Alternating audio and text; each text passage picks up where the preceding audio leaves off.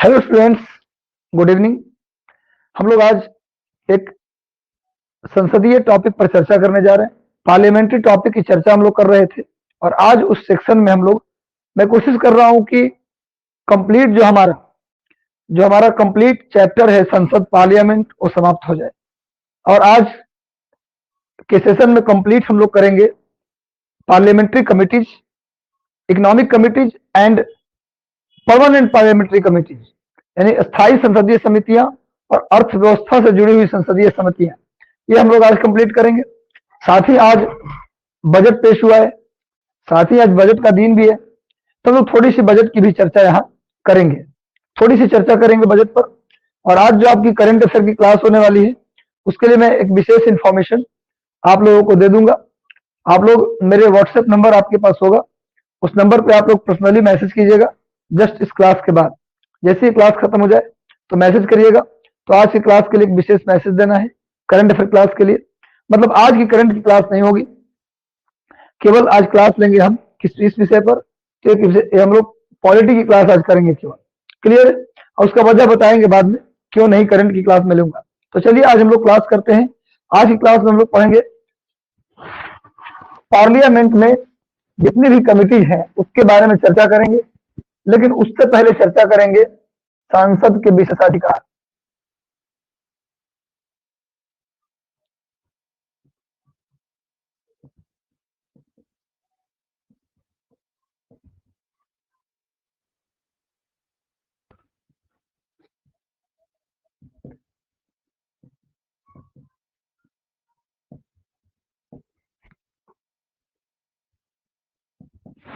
आज हम लोग पढ़ेंगे इस क्लास में स्पेशल राइट ऑफ एमपी, सांसद के विशेषाधिकार। तो चलिए हम लोग शुरुआत करते हैं आज की क्लास। तो सांसद के क्या है विशेषाधिकार, इसकी चर्चा करेंगे। तो सांसद के विशेषाधिकारों की बात करें तो मूलतः इनके 3 विशेषाधिकार हैं। इनके 3 स्पेशल राइट हैं, जिसमें जो पहला स्पेशल राइट है, जो फर्स्ट स्पेशल राइट है, वो है कि संसद का कोई भी सत्र शुरू हुआ है, कोई भी सत्र शुरू हुआ है, सत्र प्रारंभ हुआ है। मान लीजिए, आप जानते हैं कितना होता है, अगर बात करें तो साल में संसद के कितने सत्र होते हैं, संसद के कितने सेशन होते हैं भाई? साल में संसद के 3 सत्र होते हैं। आप जानते हैं बजट सत्र, आप जानते हैं बजट सत्र, दूसरा होता है मॉनसून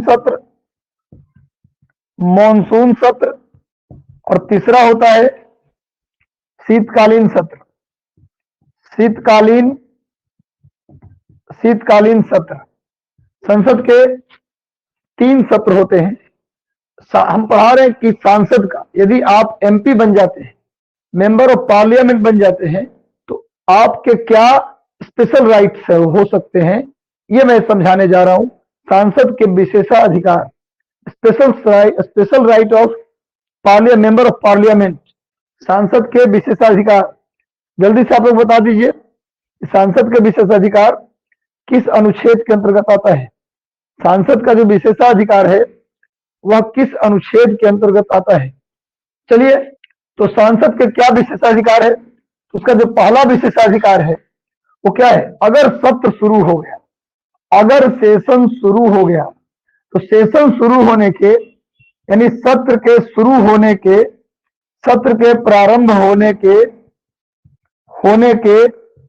40 दिन पहले, 40 दिन पहले से लेकर 40 दिन बाद तक, 40 दिन समाप्त होने के 40 दिन बाद, सत्र के समाप्त होने के 40 दिन बाद तक उस एमपी पर, यानी उस सांसद पर कोई कानूनी कार्रवाई नहीं की जाएगी, कोई कानूनी कार्रवाई नहीं की जाएगी।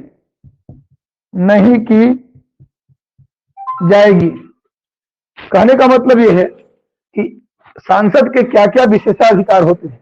यदि आप एमपी बन जाएंगे तो आपके क्या स्पेशल राइट्स हैं। 116 नहीं, 116 नहीं होगा, उसमें तो डिमांड फॉर ग्रांट है। तो भैया सांसद के क्या विशेषाधिकार है, पहले इसको समझिए। पहला विशेषाधिकार है कि 40 दिन पहले से लेकर, अगर मान लो ये बजट सेशन की बात कर रहा हूं, मैं बजट सेशन की बात कर रहा हूं, अभी बजट सेशन चल भी रहा है। मान लो कि बजट सेशन 31 जनवरी को शुरू हुआ है, 31 जनवरी को बजट सेशन की शुरुआत हुई। मान लो 31 जनवरी को बजट सेशन शुरू हुआ है, ठीक है। और ये सेशन मान लेते हैं कि चलता है 10 मार्च तक, मान लेते हैं 10 मार्च तक, 10 मार्च तक ये सेशन चलता है। समझाने की कोशिश कर रहा हूं। अगर कोई एमपी या जो सांसद है, एमपी यानी सांसद, यदि कोई सांसद है और वो सांसद किसी का मर्डर कर देता है, वो सांसद किसी की हत्या कर देता है, या उस सांसद पर कोई आपराधिक मुकदमा दर्ज हो जाता है, अगर इस सांसद पर, अमुक सांसद पर, पार्टिकुलर सांसद पर अगर आपराधिक मुकदमा दर्ज हो जाता है, तो आपराधिक मुकदमा अगर दर्ज होता है तो बजट सत्र के किसी भी सत्र के, बजट ही नहीं, किसी भी सत्र के शुरू होने के 40 दिन पहले से लेकर 40 दिन बाद तक उसकी गिरफ्तारी नहीं हो सकती। मान लो 31 जनवरी को बजट सत्र शुरू हुआ, इसके 40 दिन पहले जाओ, कितना तारीख आएगा भाई? तो ये आएगा, कितना आएगा? 21 तारीख। कितना तारीख आएगा 40 दिन पहले? 21 दिसंबर, 21 या 22 दिसंबर आएगा। कितना आएगा? 22 दिसंबर। 31 जनवरी से 40 दिन पहले कितना आएगा? 22 दिसंबर आएगा। यानी 22 दिसंबर से ही लेकर संसद के सत्र उसके खत्म होने के 40 दिन बाद, मतलब 10 मार्च के 40, इधर कितना हो गया? 31 मार्च 31 का होता है, तो इधर कितना हो गया? 21 दिन और 19 दिन और होगा, यानी 19 अप्रैल। आगे आ जाइए 19 अप्रैल तक, यानी कि संसद के शुरू होने के 40 दिन पहले से लेकर 40 दिन बाद तक उस सांसद की गिरफ्तारी नहीं की जाएगी, उस एमपी को गिरफ्तार नहीं किया जाएगा। ये सांसद का पहला अधिकार है। यदि आप सांसद बन जाते हैं तो ये जो 40 दिन पहले से लेकर, यानी कि 22 दिसंबर से लेकर 19 अप्रैल तक उस सांसद की कोई गिरफ्तारी नहीं होगी। जब तक सेशन चलेगा तब तक तो गिरफ्तार नहीं होगा, वो गिरफ्तार नहीं होगा। लेकिन उस सेशन से पहले 40 दिन और 40 दिन बाद तक भी गिरफ्तार नहीं होगा। ये सांसद का पहला विशेषाधिकार है, सांसद का पहला स्पेशल राइट है। अब अगला सेशन शुरू होगा मॉनसून सेशन, उसकी भी एक तारीख तय होगी, जून महीने में शुरू होगा।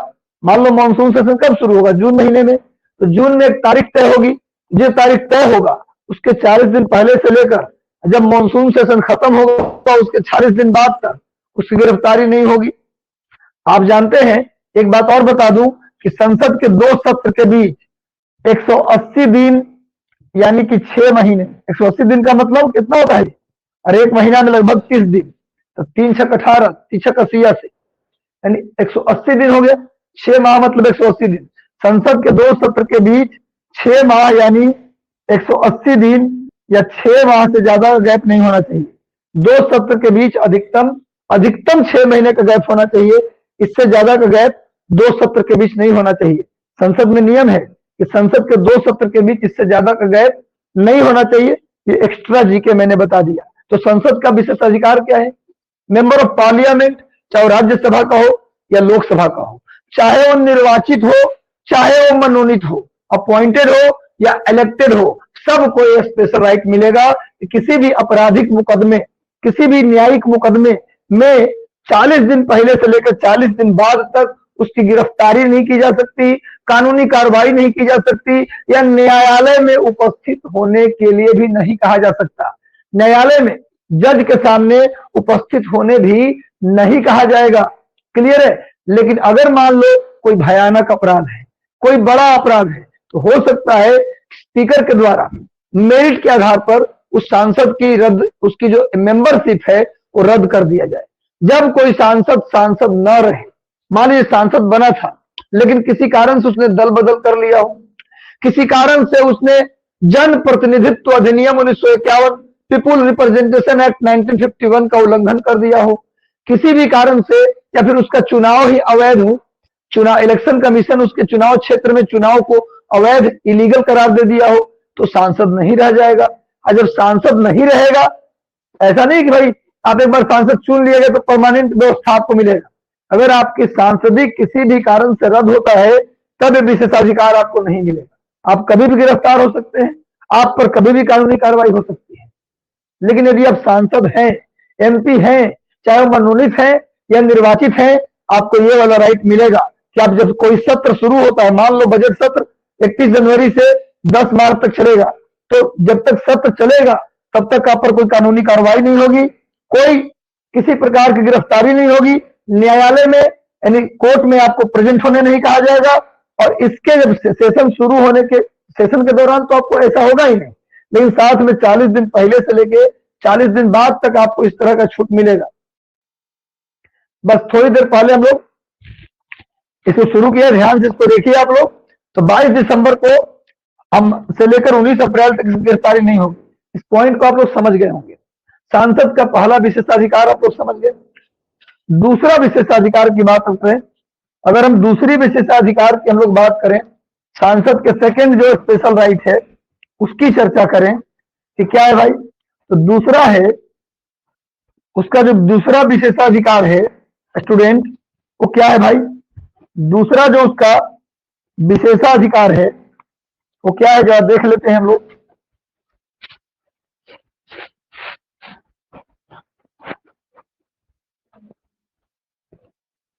सांसद का जो दूसरा विशेषाधिकार है, जो दूसरा विशेषाधिकार है वो क्या है भाई? तो है कि अगर कोई सांसद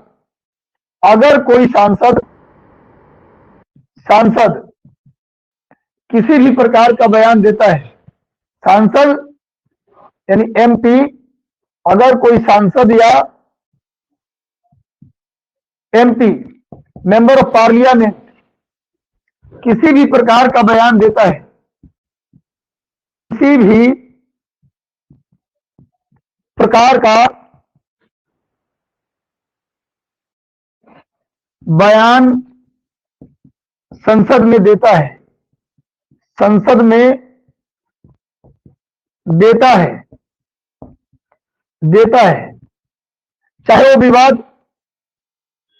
चाहे वो बयान विवादित हो या अविवादित हो, किसी भी प्रकार का बयान अगर कोई एमपी संसद में देता है, किसी भी प्रकार का बयान अगर कोई एमपी संसद में देता है, तो उस बयान को संसद में यदि कोई एमपी किसी भी प्रकार का बयान दे दे, कुछ भी बयान दे दे, विवादित हो या अविवादित, इससे कोई मतलब नहीं, अगर बयान देता है उस बात के लिए, उस बयान के लिए उस सांसद पर कोई कानूनी कार्रवाई नहीं की जाएगी, कोई कानूनी कार्रवाई नहीं की जाएगी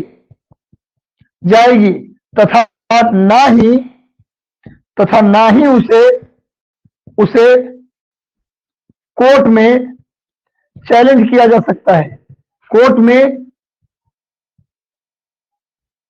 चैलेंज किया जा सकता है। यानी कि सांसद को उसके बयान के लिए उसे कोर्ट तक नहीं ले जाया जा सकता है। एक सांसद को सांसद रहते हुए, एक एमपी को एमपी रहते हुए अगर किसी भी प्रकार का बयान संसद के अंदर दिया है तो उसके बयान के लिए उसे कोर्ट तक खींच के आप नहीं ले जा सकते, उस पर कोई कानूनी कार्रवाई नहीं की जा सकती। यानी अपने बयान के लिए उस संसद के अंदर कोई भी सांसद अपने बयान के लिए जवाबदेह नहीं होता। अगर वो गलत बयान देता है स्पीकर का एक पावर है कि कुछ समय के लिए उसे संसद से बाहर निकाल दे। उसकी एमपी का जो सदस्यता है वो रद्द नहीं कर सकते अगर संसद में कोई अभद्र आचरण करता है। जैसे सुना होगा, हाल ही में एक सांसद ने मिर्च का स्प्रे छीट दिया था। संसद में गया मिर्च वाला स्प्रे लेकर के, एक सांसद दूसरे के आंख में मिर्च वाला स्प्रे मार दिया। बताइए, तो अब ये क्या है? अभद्र आचरण है। कोई सांसद उठा, कुर्सी उठाया और दूसरे सांसद को दे कुर्सी कर दिया। मान लेते हैं कोई किसी को गाली दे दिया, कुछ ऐसी बात बोल दिया जो देश के तोड़ने वाला है। ऐसे में स्पीकर को एक पावर है कि कुछ समय के लिए उस एमपी को निलंबित किया जा सकता है, कुछ समय के लिए। लेकिन हाल ही में महाराष्ट्र के विधानसभा में 12 एमएलए को, 12 विधायक को वहां के स्पीकर ने निलंबित कर दिया था, सस्पेंड कर दिया था उन एमपी को 1 साल के लिए। अब वो एमपी 1 साल के लिए सस्पेंड हुए तो चले गए सुप्रीम कोर्ट में। और सुप्रीम कोर्ट में जब वो गए तो सुप्रीम कोर्ट ने फैसला दिया कि किसी भी एमपी को आप मैक्सिमम 1 सेशन के लिए निलंबित कर सकते हैं। अगर आप निलंबित कर रहे हैं तो केवल बजट सेशन के लिए करिए, केवल मॉनसून सेशन के लिए करिए, केवल विंटर सेशन के लिए करिए। मतलब कोई 1 सेशन के लिए कर सकते हैं उनको निलंबित, सस्पेंड। पूरे साल के लिए उनको निलंबित नहीं कर सकते। यानी किसी सांसद को कोई अभद्र आचरण है, कोई स्टेटमेंट है, किसी को 2 घूसा मार के हाथ तोड़ दिया, तो इसके लिए उस पर कोई कानूनी कार्रवाई तो नहीं होगा, उसे निलंबित किया जा सकता है। संसद से उसे क्या किया जा सकता है? उसके आचरण के लिए, उसके बयान के लिए उसे निलंबित किया जा सकता है संसद के कुछ सत्र के लिए, केवल स्पीकर के द्वारा। बल्कि उनके बयानों के लिए, उनके दिए गए स्टेटमेंट के लिए उनको कटघरे में, कानून में, कोर्ट के कटघरे में खड़ा नहीं कर सकते। उनके बयानों के लिए उन पर कोई कानूनी कार्रवाई नहीं होगा। अगर वो किसी को गाली दे देते हैं या कुछ स्टेटमेंट दे देते हैं तो उन पर कोई कानूनी कार्रवाई नहीं होगी यदि वो एमपी हैं। ये दूसरा, ये सेकंड स्पेशल राइट था सांसद का। ये सेकंड स्पेशल राइट क्या है समझ में आ गया होगा। कोई भी सांसद अपने बयानों के लिए कोर्ट में घसीटा नहीं जाएगा। ये दूसरा स्पेशल राइट है। 2 समझ गए? 2 स्पेशल राइट आप लोगों ने समझ लिया। तीसरा स्पेशल राइट क्या है? ध्यान से समझिएगा। थर्ड जो स्पेशल राइट है वो क्या है?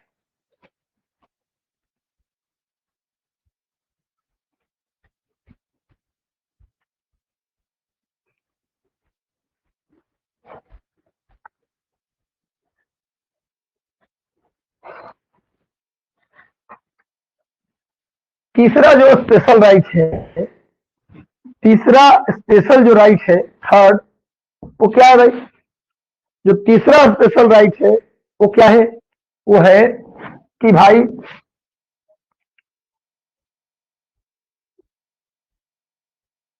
सांसद यानी एमपी अगर कोई बयान या स्टेटमेंट संसद में देता है, संसद में या पार्लियामेंट में देता है, तो उसके बयान को गोपनीय रखा जाएगा। उसके बयान को गोपनीय रखा जाएगा। उसे सांसद के मर्जी के बिना प्रकाशित नहीं किया जाएगा। बिना प्रकाशित नहीं किया जाएगा। यानी कि किसी भी सांसद के बयान को या उसके आचरण को बिना उसके परमिशन के प्रकाशित नहीं किया जा सकता है। बिना उसके परमिशन के प्रकाशित नहीं किया जा सकता है। इस सांसद के 3 विशेषाधिकार थे। सांसद के 3 विशेषाधिकार थे। समझ में आया? तो एक बार आप लोग कमेंट करके बता दीजिए समझ में आ गया। सांसद के 3 विशेषाधिकार थे।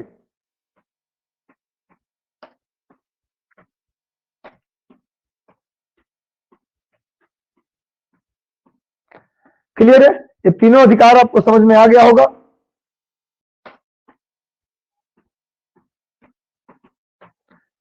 क्लियर है भाई? समझ में आ गया। सांसद के विशेषाधिकार अनुच्छेद 105 में आते हैं। सांसद के विशेषाधिकार नोट कर लीजिएगा। ये जो एमपी का स्पेशल राइट है, जो एमपी का स्पेशल राइट है वो किसमें आता है? आर्टिकल 105 में, अनुच्छेद अनुच्छेद 105, अनुच्छेद 105 में आता है। सांसद के विशेषाधिकार अनुच्छेद 105 में आता है।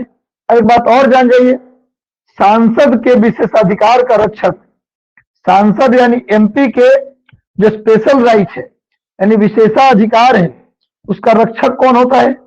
सांसद के विशेषाधिकार के रक्षक का रक्षक लोकसभा में स्पीकर होता है। लोकसभा में स्पीकर होता है और राज्यसभा में सभापति या चेयरमैन होते हैं। सभापति को ही अंग्रेजी में बोलते हैं चेयरमैन होते हैं। अगर सांसद राज्यसभा का सांसद है, अगर कोई सांसद राज्यसभा का सांसद है तो उसके विशेषाधिकार का रक्षक कौन होगा? तो लोकसभा का स्पीकर। अगर राज्यसभा में है तो चेयरमैन होगा, और लोकसभा में अगर वो सांसद है तो उसके विशेषाधिकार मिल रहा है उसे कि नहीं मिल रहा है, किसी सांसद के विशेषाधिकार कहीं छीना तो नहीं जा रहा है। अगर लोकसभा का सांसद है तो वो उसके सुरक्षित कौन रखता है? स्पीकर। अगर राज्यसभा का सांसद है तो उसके विशेषाधिकार का संरक्षक कौन होता है? Consortium of special right of MP in Lok Sabha is speaker and consortium of special right of MP in Rajya Sabha is chairman. Chairman जो राज्यसभा का होता है, सभापति जो राज्यसभा का होता है, वो राज्यसभा में जितने भी एमपी है उनके विशेषाधिकारों का संरक्षक होता है, और लोकसभा में स्पीकर होता है। ये सांसद का विशेषाधिकार संबंधी ये कुछ चंद बातें हैं। स्पीकर का रक्षा लोकसभा में, और राज्यसभा में उनके विशेषाधिकारों का रक्षक कौन होता है? चेयरमैन, सभापति। कौन से अनुच्छेद में आता है? सांसद का विशेषाधिकार अनुच्छेद 105 में आता है, आर्टिकल 105 में आता है। नोट कर लीजिए। अब हेडिंग डाल दीजिए आप लोग, संसद की आर्थिक समितियां। हेडिंग डाल दीजिए, संसद की आर्थिक समितियां। अगला टॉपिक है संसद की आर्थिक समितियां। ये क्या है भाई? संसद की आर्थिक समितियां, इसके विषय में हम बताएंगे।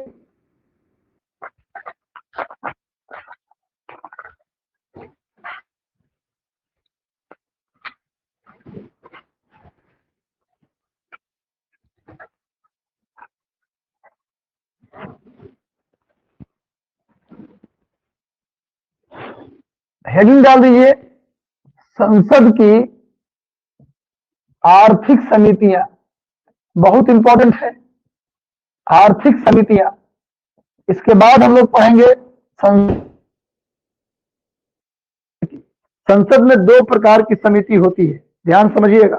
संसद की समिति जो होती है, संसद की जो समिति होती है, कमिटी होती है, वो दो प्रकार की संसद में समिति होती है।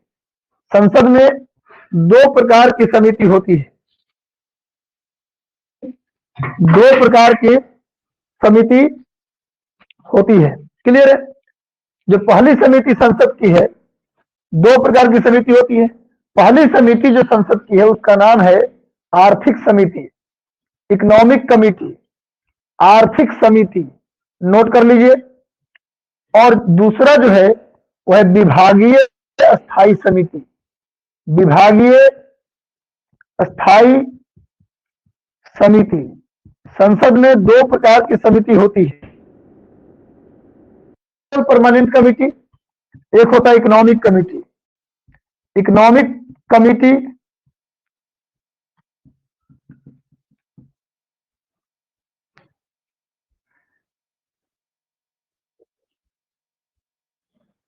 और दूसरा है डिपार्टमेंटल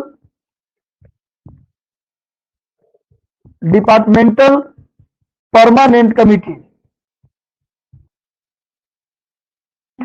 कमिटी। ये दो प्रकार की संसद में समितियां मिलती हैं। पहली समिति आर्थिक समिति और दूसरी विभागीय समिति। आर्थिक समिति भी तीन प्रकार का होता है। संसद में अर्थव्यवस्था से जुड़ी हुई कितनी कमिटी है? तीन। कौन? इकोनॉमिक कमिटी भी कितनी है? 3। पहली जो कमेटी इकोनॉमी पर है उसका नाम है लोक लेखा समिति। लोक लेखा समिति, लोक लेखा समिति अंग्रेजी में public account committee, account committee.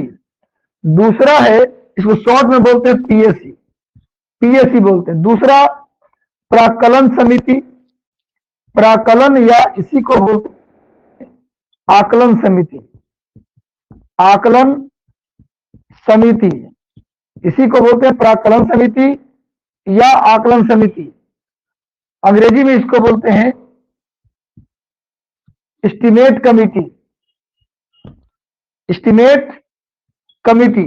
और तीसरा है सरकारी उपक्रम संबंधी समिति, सरकारी उपक्रम संबंधी समिति, संबंधी समिति। अंग्रेजी में इसको बोलते हैं committee on public undertakings, public undertakings. यानी कि संसद में दो प्रकार की समितियां मिलती हैं, पहली आर्थिक समिति और दूसरी विभागीय स्थायी समिति। आर्थिक समिति 3 प्रकार का, लोक लेखा समिति, दूसरा प्राक्कलन समिति और तीसरा सरकारी उपक्रम संबंधी समिति। ध्यान से देखिएगा, इन सब का हम पढ़ाएंगे अलग से। और जो विभागीय स्थायी समिति है वो पहले 17 थी, पहले कितनी बनाई गई थी? 17, लेकिन बाद में 7 और जोड़ दिया गया, तो कुल मिला के 24। विभागीय स्थायी समिति की संख्या कितनी है? विभागीय स्थायी समिति की संख्या कितनी है? 24। यानी विभागीय स्थायी समिति कितने प्रकार की है? 24 प्रकार की। इन सभी समितियों में, ये 24 समिति है, इन सभी समितियों में 24 समिति है टोटल अलग अलग। इन सभी समितियों में लोकसभा से 21 मेंबर, लोकसभा से कितने मेंबर होते हैं? 21 मेंबर। और राज्यसभा से होते हैं 10 मेंबर। तो कुल मिला के 31 मेंबर। टोटल कितने मेंबर होते हैं? सभी ये जो विभागीय स्थायी समिति आप देख रहे हैं, इनकी संख्या 24 है। पहले 17 बनाए गए थे, बाद में 2005 में बिल्कुल 7 जोड़ दिए गए। कितने हो गए टोटल? 24 समिति। ये 24 समिति जो है, इसमें प्रत्येक समिति में 31 मेंबर हैं। प्रत्येक समिति में कितने मेंबर है भाई? तो 31 मेंबर है प्रत्येक समिति में, जिसमें लोकसभा से 21 और राज्यसभा से 10 मेंबर होते हैं। नोट कर लीजिए। और यहाँ लोक लेखा समिति जो आप देख रहे हैं, इसमें लोकसभा से 15 और राज्यसभा से टोटल 7। कितने हो गए? 7 + 12 22। यानी पब्लिक अकाउंट कमेटी में टोटल कितने मेंबर? 22 मेंबर। 22 मेंबर। प्राक्कलन समिति में सब के सब लोकसभा के मेंबर होते हैं। टोटल कितने मेंबर होते हैं? 30 लोकसभा के मेंबर। इन तीनों समिति में प्राक्कलन समिति एक ऐसी समिति है जिसमें केवल लोक मेंबर होते हैं। तो लोकसभा के 30 मेंबर, यह एकमात्र समिति है पूरे संसद में जिसमें सब, इसमें टोटल कितने मेंबर हो गए? 30 मेंबर हो गए। और सरकारी उपक्रम संबंधी समिति जब बनी थी, सरकारी उपक्रम संबंधी समिति का जब डेवलपमेंट हुआ था, जब सरकारी उपक्रम संबंधी समिति बना था, उस समय इसमें 15 मेंबर हुआ करते थे। कितने मेंबर होते थे? 15। 10 लोकसभा के और 5 राज्यसभा के। जब बना था में, इसमें भी 22 मेंबर है। लोकसभा के 15 के साथ, राज्यसभा के साथ कुल कितने मेंबर? 22 मेंबर। शुरुआत में जब सरकारी उपक्रम संबंधी समिति बना था, उस समय इसमें मेंबर कितने थे? 15। 10 लोकसभा के 7 राज्यसभा के। लेकिन बाद में इसके मेंबर को बढ़ा दिया गया, लोकसभा से 15 कर दिया गया और राज्यसभा से 7। ये जो मेंबर देख रहे हैं ना, ये लोकसभा के एमपी, यानी कि सरकारी उपक्रम संबंधी समिति में टोटल 22 एमपी मेंबर होते हैं, 7 राज्यसभा। अब प्राक्कलन समिति, उसमें सब के सब मेंबर लोकसभा के होते हैं। 30 के 30 लोकसभा। पूरे संसद में एकमात्र कमेटी है जिसके सब के सब मेंबर लोकसभा के होते हैं। समिति में भी लोकसभा के 15 सांसद और राज्यसभा के 7 सांसद, कुल 22 मेंबर होते हैं। तो संसदीय समितियां कितने प्रकार की समिति और अलग अलग डिपार्टमेंट से संबंधित समिति, मतलब शिक्षा विभाग, रक्षा विभाग, फॉरेस्ट डिपार्टमेंट, उद्योग विभाग, अलग अलग सरकार के डिपार्टमेंट है ना जी। तो उनके डिपार्टमेंट के लिए बनाया गया संसद में विभागीय समिति। अब विभागीय समिति में प्रत्येक समिति में कितने मेंबर होते हैं? 31, जिसमें 21 लोकसभा के और 10 राज्यसभा के। अब आप बोलेंगे सर ये विभागीय समिति क्यों बनाया गया, आखिर क्या जरूरत पड़ी इन विभागीय समितियों का?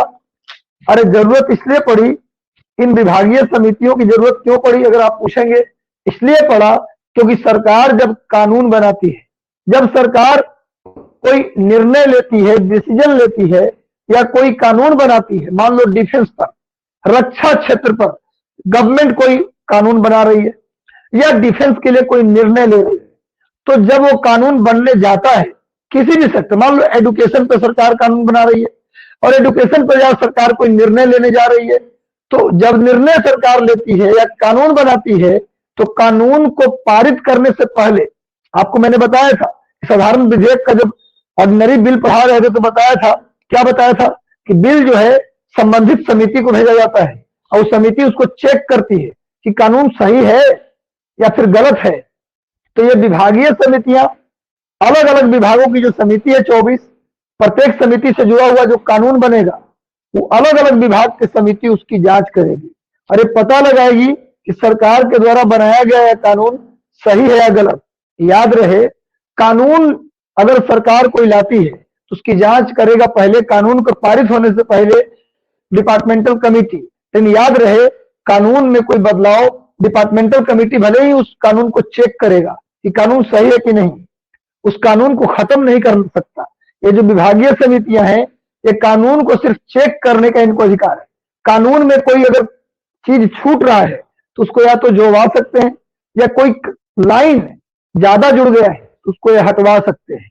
लेकिन कानून का जो मूल भावना है, जिसके लिए कानून आ रहा है, उसमें ये कमिटीज कोई परिवर्तन नहीं कर सकते। यानी कि इन कमिटीज का मेन काम है सरकार के द्वारा लिए गए निर्णय, सरकार के द्वारा बनाई गई योजनाएं, सरकार के द्वारा बनाया गया कानून बनाने से पहले उसकी जांच करना, लेकिन उसको समाप्त नहीं करना, बल्कि उसमें कुछ चेंजेस करना हो तो उसके लिए सुझाव देना सरकार को। इन कमेटी का मेन काम है, ये सभी कमेटी का मेन काम वही है।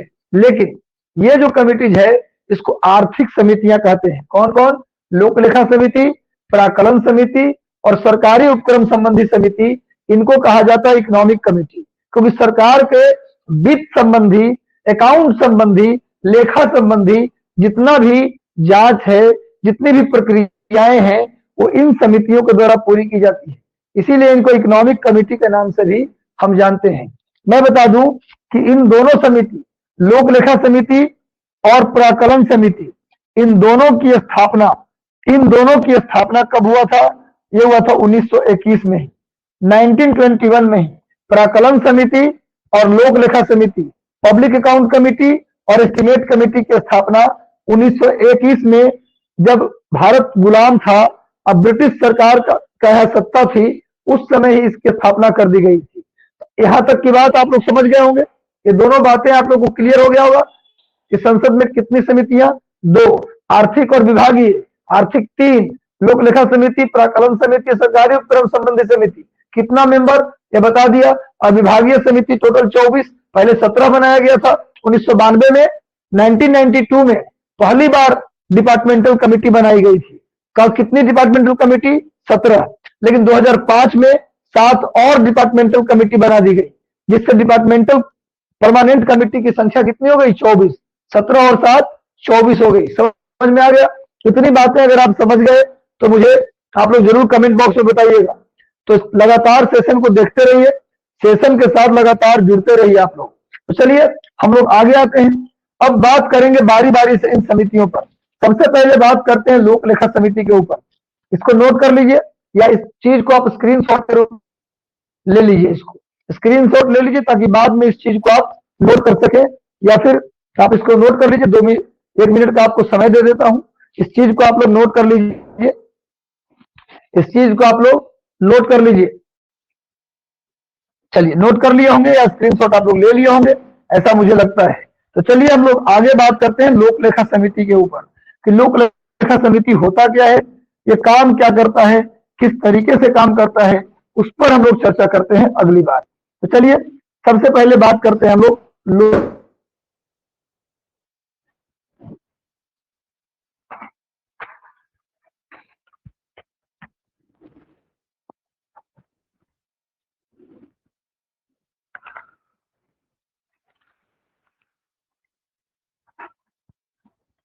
सबसे पहले बात करते हैं हम लोक लेखा समिति, चर्चा करते हैं पब्लिक अकाउंट कमेटी की। पब्लिक अकाउंट कमेटी सबसे पहले कि आखिर पब्लिक अकाउंट कमेटी का क्या कार्य है, इसका क्या उद्देश्य है। देखिए पब्लिक अकाउंट कमेटी की बात करें, पहले इसकी संरचना की बात करें। पब्लिक अकाउंट कमेटी की संरचना की बात करें तो सबसे पहले बता दें कि इसकी स्थापना जो हुआ था, इसकी जो स्थापना की गई थी वो किया गया था 1921 में इसकी स्थापना की गई थी। इसकी संरचना क्या है भाई, ये बनता कैसे है, ये बनता है लोकसभा और राज्यसभा दोनों के मेंबर के मिलने से। लोकसभा और राज्यसभा ये दोनों मेंबर्स के मिलने से ये लोक लेखा समिति का निर्माण होता है, पब्लिक अकाउंट कमेटी का निर्माण होता है। लोकसभा के कितने मेंबर होते हैं, 15 मेंबर होते हैं और राज्यसभा के 7 मेंबर होते हैं। 7 मेंबर होते हैं, टोटल 15 और 7 कुल मिला के 24 मेंबर होते हैं। 24 मेंबर होते हैं। लोक लेखा समिति में कितने मेंबर होते हैं, 24। एक परंपरा है, नियम नहीं है, एक परंपरा है, एक नियम नहीं, एक ट्रेडिशन है। एक ट्रेडिशन है, एक परंपरा है कि लोक लेखा समिति का जो अध्यक्ष होगा, जो इसका चेयरमैन होगा, वो हमेशा विपक्ष का नेता होगा। लोक लेखा समिति का जो अध्यक्ष होगा यानी कि चेयरमैन होगा, वह हमेशा कौन होगा भैया, विपक्ष का नेता होगा, लीडर ऑफ अपोजिशन, विपक्ष का नेता होगा, यानी लीडर ऑफ ऑपोजिशन होगा। यानी कि एक परंपरा है, कोई कानून नहीं है। अगर मोदी जी चाहें तो इस परंपरा को तोड़ भी सकते हैं। मोदी जी की इच्छा हो जाए कि हम आज से पब्लिक अकाउंट कमेटी का अध्यक्ष हमारा पार्टी का ही आदमी होगा तो कर सकते हैं वो काम। एक परंपरा है आजादी के बाद से, इसका लोक लेखा समिति का अध्यक्ष वही व्यक्ति बनेगा, इसका चेयरमैन वही व्यक्ति बनेगा जो विपक्ष का व्यक्ति होगा। जैसे वर्तमान में लोक लेखा समिति के अध्यक्ष कौन है, अधीर रंजन चौधरी को बनाया गया था। अधीर रंजन चौधरी को बनाया गया था, कौन है भाई, तो लोकसभा में विपक्ष के नेता है। तो विपक्ष का जो भी व्यक्ति होगा वही वही लोक लेखा समिति का अध्यक्ष होगा। लोक लेखा समिति का अध्यक्षता वही करेगा जो विपक्ष का आदमी होगा। ये परंपरा है, ध्यान रखिएगा, ये कोई संसदीय नियम नहीं है, ये परंपरा है कि लोक लेखा समिति का अध्यक्ष हमेशा विपक्ष का आदमी होता है और इसे अभी तक तोड़ा नहीं गया है। अगर सरकार चाहे तो इसको तोड़ भी सकती है, क्योंकि कानून है नहीं, तो कानून नहीं है तो तोड़ा जा सकता है, परंपरा तो चेंज किया ही जा सकता है। और सुनिए बात, ये जो लोक लेखा समिति के टोटल 24 मेंबर हैं, इन 24 मेंबर की जो नियुक्ति है, इन 24 मेंबर की जो नियुक्ति है वो लोकसभा के स्पीकर के द्वारा किया जाता है। लोकसभा के इन सभी मेंबर्स की नियुक्ति लोकसभा के स्पीकर, स्पीकर का मतलब अध्यक्ष, लोकसभा के अध्यक्ष के द्वारा होता है। ऐसे कॉमन ट्रिक बता दो कि संसद में जितनी समितियां हैं, चाहे वो समिति विभागीय हो, चाहे वो समिति आर्थिक हो, सभी समितियों के मेंबर की नियुक्ति लोकसभा का स्पीकर ही करता है। सभी समिति के मेंबर की नियुक्ति लोकसभा के स्पीकर के द्वारा होता है। तो भाई लोक लेखा समिति जो बनेगा, पब्लिक अकाउंट कमेटी की नियुक्ति कौन करेगा, लोकसभा अध्यक्ष। इसका जो कार्यकाल होगा इसका जो कार्यकाल होगा यानी जो टेन्योर होगा वो 1 वर्ष का रखा जाएगा। कितने वर्ष का रहता है भैया? 1 वर्ष। लोक लेखा समिति पूछा जाए इसका कार्यकाल कितने वर्ष का होता है, तो कार्यकाल 1 वर्ष के लिए रखा जाता है। तो लोक लेखा समिति स्थापना 1921 में। संरचना क्या है, तो 15 मेंबर और 7 मेंबर राज्यसभा के, टोटल 24 मेंबर, जिनकी नियुक्ति लोकसभा स्पीकर करता है। कार्यकाल इस समिति का, इस समिति जो है इसका कार्यकाल कितना होता है भाई? इसका कार्यकाल होता है 1 वर्ष। इस समिति का कार्यकाल होता है 1 वर्ष। इसको नोट कर लीजिए, यानी कि प्रत्येक साल लोक लेखा समिति का नए तरीके से गठन किया जाएगा। हर साल लोक लेखा समिति, पब्लिक अकाउंट कमेटी नए सिरे से बनाया जाएगा, हर साल अलग। क्योंकि एक बार कमेटी बनेगी तो उसका कार्यकाल 1 वर्ष होगा। एक काम क्या करेगा, ये तो हो गया संरचना, कैसे बनेगा, कौन नियुक्ति करेगा, कार्यकाल कितना होगा। अब इसको आप नोट डाउन कर लीजिए या इसका आप एक स्क्रीनशॉट ले लीजिए ताकि आप इसको नोट डाउन कर सके। अब हम लोग लोक लेखा समिति का कार्य पढ़ेंगे। इसका कार्य क्या है, लोक लेखा समिति करता क्या है, क्या इसका कार्य है, इस पर हम लोग चर्चा करते हैं। इसका आप लोग एक स्क्रीनशॉट जल्दी से ले लीजिए। चलिए स्क्रीनशॉट नोट कर लिए होंगे। चलिए हम लोग देखते हैं लोक लेखा समिति का क्या कार्य है। लोक लेखा समिति का कार्य क्या है? वर्क ऑफ, हेडिंग डाल दीजिए, work of public account committee.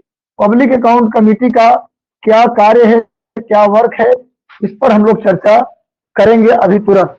इसका कार्य क्या है, लोक लेखा समिति का कार्य क्या है, उस पर चर्चा हम लोग करेंगे।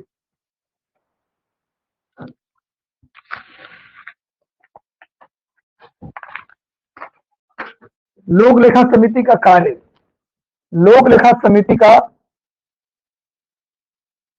Of work of public account committee, public account committee क्या है कार्य, लेखा समिति के क्या कार्य हैं, इस पर हम लोग चर्चा अभी करेंगे। लोक लेखा समिति के कार्य क्या है, आर्थिक समिति है, इसका कार्य क्या है भाई? तो सबसे पहले इसका जो कार्य है वो कार्य है CAG। CAG मतलब controller and auditor general of India, यानी कि नियंत्रक महालेखा परीक्षक, नियंत्रक महालेखा परीक्षक, महालेखा परीक्षक यानी कैग। इस कैग की चर्चा आर्टिकल 148 में की गई है, अनुच्छेद 148 में कैग की चर्चा की गई है, कैग की चर्चा की गई है। और कैग की जो नियुक्ति की जाती है, कैग की जो नियुक्ति होती है वो होता है, कैग की नियुक्ति किसके द्वारा होता है? राष्ट्रपति के द्वारा। कैग का जो कार्यकाल होता है वो होता है 6 वर्ष और साल, 65 साल। इन दोनों में से जो पहले पूरा हो जाए कैग रिटायर हो जाता है। कैग का काम क्या है, कैग का कार्य क्या है भाई? इस अभी पब्लिक अकाउंट कमेटी का कार्य बताऊंगा, लेकिन पहले कैग का कार्य समझिए तो समझ में आ जाएगा तुरंत। कैग का काम क्या है, यानी नियंत्रक महालेखा परीक्षक का कार्य क्या है, वर्क क्या है? तो वर्क में लिखिए, इसका वर्क है केंद्र सरकार, केंद्र सरकार और राज्य सरकार दोनों का, केंद्र सरकार और राज्य सरकार, राज्य सरकार के लेखे की जांच करना, के लेखे की जांच करना, केंद्र सरकार और राज्य सरकार के लेखे की जांच करना। लेखा का मतलब होता है, लेखा का मतलब क्या होता है? अकाउंट, अकाउंट की जांच करना। और सुन लो एक बात मैं और बता दूं, कैग जो होता है वो केंद्र और राज्य का अलग अलग नहीं होता, कैग एक ही होता है केंद्र का। वही कैग राज्य सरकार के खर्चों की भी जांच करता है और वही कैग केंद्र सरकार के खर्चों की भी जांच करता है। चूंकि उसकी नियुक्ति राष्ट्रपति करते हैं, इसलिए कैग जब कोई खाते की जांच करेगा, केंद्र सरकार के खाते की जांच करेगा, अकाउंट की जांच करेगा, कितना पैसा आया, कितना गया, कितना खर्च हुआ, इसकी जांच करेगा कैग। अगर कैग केंद्र सरकार के खर्चों की जांच करता है, अगर कैग केंद्र सरकार के खर्चों की जांच करता है, खर्चों की जांच करता है, अगर कैग केंद्र सरकार की खर्चों की जांच करता है, तब वह अपना रिपोर्ट राष्ट्रपति को देगा। अपना रिपोर्ट किसको देगा भाई? राष्ट्रपति को देगा। अगर वह कैग जो है अगर केंद्र सरकार के खर्चों की जांच करता है तो अपना रिपोर्ट किसे देगा? राष्ट्रपति को देगा।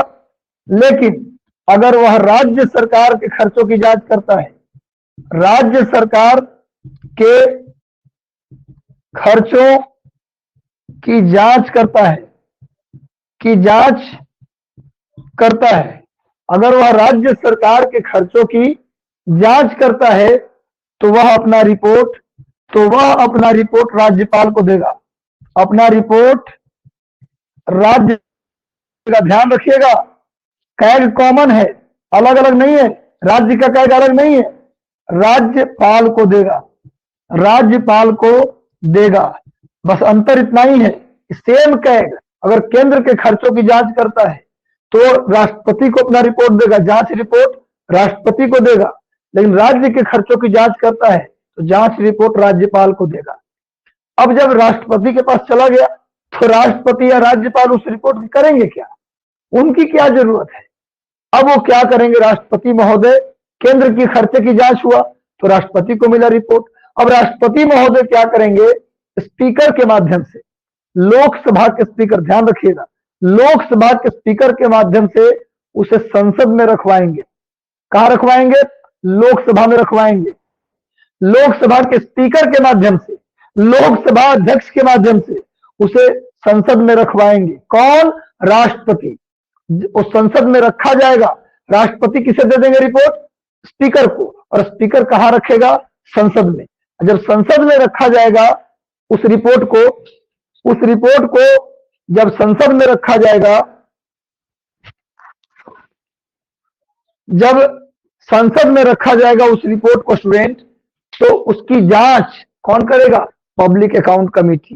यानी पब्लिक अकाउंट कमेटी क्या करती है? नियंत्रक महालेखा परीक्षक के रिपोर्ट की जांच करती है। के रिपोर्ट की क्या करती है भाई? जांच करती है। नियंत्रक महालेखा परीक्षक के रिपोर्ट की जांच, यानी कि लोक लेखा समिति का जो कार्य है, लोक लेखा समिति का जो कार्य है वो क्या है? कार्य बताइए, कार्य क्या है? कैग के रिपोर्ट की जांच करना। कैग के रिपोर्ट की जांच करना। तो कैसे पहुंचा कैग के रिपोर्ट? कैसे पहुंचा लोक लेखा समिति के पास, पब्लिक अकाउंट कमेटी के पास? कैग ने इसको जांच किया। जांच करके अगर केंद्र के खर्चा था तो राष्ट्रपति को दिया, और राज्य का खर्चा था तो राज्यपाल को दिया। अगर राष्ट्रपति को दिया केंद्र के खर्चों की जांच तो राष्ट्रपति स्पीकर को दिए, फिर स्पीकर उसको लोक संसद में रखा जहां लोक लेखा समिति उसकी जांच करेगी। अगर राज्यपाल को दिए तो राज्यपाल क्या करेंगे? उस राज्य के विधानसभा में भी लोक लेखा समिति होता है। हर राज्य के विधानसभा में भी लोक लेखा समिति होती है। वहां वो क्या करेगा? वो राज्यपाल विधानसभा के स्पीकर के माध्यम से कहां भिजवाएगा? विधानसभा में लोक लेखा समिति के पास, और वहां उसकी जांच होगी। यानी कि re inquiry of CAG report. CAG के रिपोर्ट को दोबारा से जांच कौन करता है? Public account committee. अब बात करते हैं हम कि जो केंद्र सरकार की खर्चा है उसकी जांच करता है कौन? कैग। केंद्र सरकार के खर्चों की जांच कौन करता है? कैग करता है। सही बात है, लेकिन किस प्रकार के खर्चों की जांच करेगा? तो देखो, 3 प्रकार के खर्चे आते हैं केंद्र सरकार के खर्चों में। उसके अकाउंट में 3 अकाउंट आते हैं। केंद्र सरकार के अकाउंट में 3 अकाउंट आते हैं। यहां लिख देता हूं। जो केंद्र का खाता है उसमें 3 तरह का खाता आता है, 3 प्रकार का खाता आता है। 3 प्रकार का खाता। पहला जो खाता है जो पहला खाता है वो सीधे सरकारी खाता। दूसरा सार्वजनिक क्षेत्र का उपक्रम, सार्वजनिक क्षेत्र का उपक्रम। और सरकार से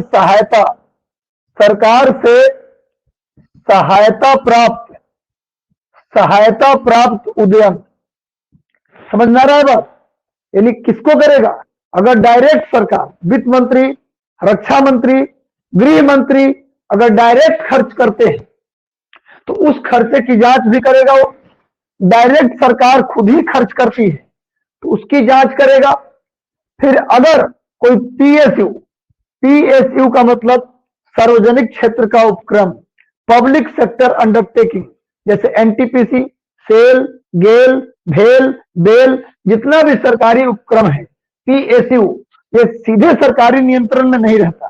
पीएसयू सरकार की कंपनी है, ओएनजीसी सरकार की है, एनटीपीसी सरकार की है, एलआईसी सरकार की है, लेकिन वो डायरेक्ट उस पर सरकार का नियंत्रण नहीं होता। उसके अंदर अध्यक्ष होते हैं, चेयरमैन होते हैं और मैनेजिंग डायरेक्टर होते हैं, वो उनको कंट्रोल करते हैं। लेकिन ये क्या है? सरकार के नियम के अनुसार चलते हैं।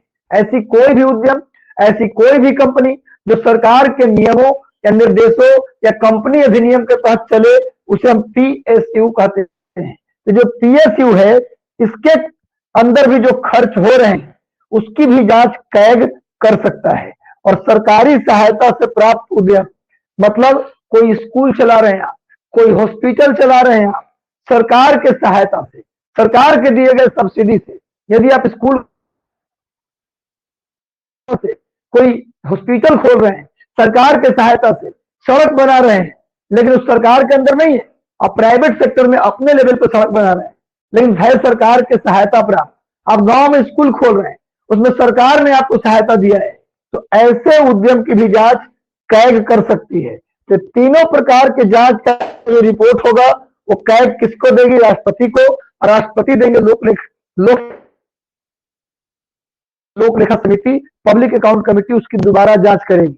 वैसे राज्य सरकार में भी नीतीश कुमार मान लीजिए बिहार सरकार में है, सीधे सरकार के मंत्री या खुद मुख्यमंत्री खर्चा करते हैं तो उसकी जांच भी होगी।